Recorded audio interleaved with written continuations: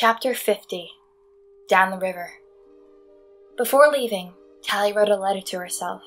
It was Maddie's idea to put her consent in writing. That way, even as a Pretty unable to comprehend why she would even want her brain fixed, Tally could at least read her own words and know what was about to happen. "Whatever makes you feel better," Tally said. "As long as you cure me no matter what I say, don't leave me like Shay." "I'll cure you, Tally, I promise. I just need written consent." Maddie handed her a pen and a small, precious piece of paper. "I never learned penmanship," Tally said. "They don't require it anymore." Maddie shook her head sadly and said, "Okay, you dictate, and I'll write." "Not you. Shay can write for me." She took a class back when she was trying to get to the smoke. Tally remembered the scroll of Shay's directions to the smoke. Clumsy, but readable. The letter didn't take long. Shay giggled at Tally's heartfelt words, but she wrote them as directed. There was something earnest in the way she put stylus to paper, like literally learning how to read. When they were finished, David still hadn't come back. He'd taken one of the hoverboards in the direction of the ruins.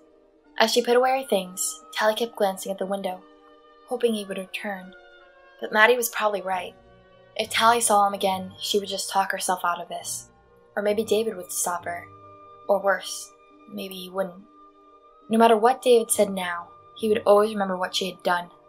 The lives she had cost with their secrets. This was the only way Tally could be certain that he had forgiven her. If he came to rescue her, she would know. "So let's get moving," Shay said when they were done. "Shay, I'm not going to be gone forever. I'd rather you—" "Come on, I'm sick of this place." Tally bit her lip. What was the point of giving herself up if Shay was coming too? Of course, they could always snatch her away again as well. Once the cure was proven to work, they could give it to anyone. Or everyone. "The only reason why I've been hanging around this dump is to try to get you back," Shay said, then lowered her voice. "You know, it's my fault you're not already pretty. I messed up everything by running away. I owe you." "Oh, Shay." Tally's head began to spin. She closed her eyes. "Maddie always says I can go any time. You don't want me to go back all alone, do you?" Tally tried to imagine Shay hiking to the river alone. No, I guess not. She looked at her friend's face and saw a spark in her eyes. Something real ignited by the idea of going on a trip with Tally. "Please! We'll have a blast in New Pretty Town." Tally spread her hands. "Okay, I guess I can't stop you." They rode together on one hoverboard. Crow came along another to take the boards back when they reached the city's edge. He didn't talk the whole way down. The other new smokers had all heard the fight outside, and finally knew what Tally had done. It must have been worse for Croy. He had suspected, and she'd lied to him face to face. He was probably wishing he'd stopped Tally himself before she'd had a chance to betray them all. When they reached the greenbelt, though, he forced himself to look at her. "What did they do to you anyway, to make you do something like that?" "They said I couldn't turn, until I found Shay." He looked away, staring at the lights of New Pretty Town, bright in the clear cold of a November night. "So you're finally getting your wish." "Yeah, I guess." "Tally's going to be pretty," Shay said. Croy ignored her and looked at Tally again. "Thanks for rescuing me, though. That was some trick you guys pulled off. I hope that—" He shrugged and shook his head. "See you later." "I hope so." Croy stuck the boards together and headed back up the river. "This is going to be the best," Shay said. "I can't wait for you to meet all my new friends. And you can finally introduce me to Paris." "Sure." They walked down toward Uglyville until they found themselves in Cleopatra Park. The earth was hard underneath their feet in the late autumn chill, and they huddled close against the cold. Tally wore her smoke-made sweater.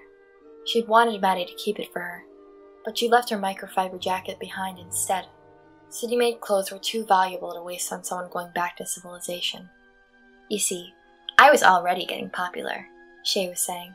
"Having a criminal past is the only way into the really good parties. I mean, no one wants to hear what classes you took in ugly school." She giggled. "We should be a hit then." "Duh. When we tell everyone about your kidnapping me right out of Special Circumstances headquarters, and how I talked you into escaping from that band of freaks. But we're going to have to tone it down, Squint. No one's ever going to believe the truth." "No, you're right about that." Tally thought of the letter she'd sent with Maddie. Would she even believe the truth in a few weeks' time? How would the words of a fugitive, desperate, tragic ugly look through pretty eyes? For that matter, what was David going to look like after she'd been surrounded by new pretty faces 24 hours a day? Would she really believe all that stuff about ugliness again? Or would she remember how someone could be beautiful even without surgery? Tally tried to picture David's face, but it hurt to think how long it would be before she saw him again.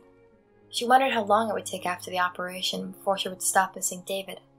It might be a few days before the lesions completely took hold of her, Maddie had warned, but that didn't mean it was her own mind changing itself. Maybe she decided to go on missing him, no matter what. Tally could keep her mind from changing. Unlike most people, she knew about the lesions. Maybe she could beat them. A dark shape passed overhead, a warden's hover car, and Tally instinctively froze. The city uglies had said there were more patrols out these days. The regular authorities had finally noticed that things were changing.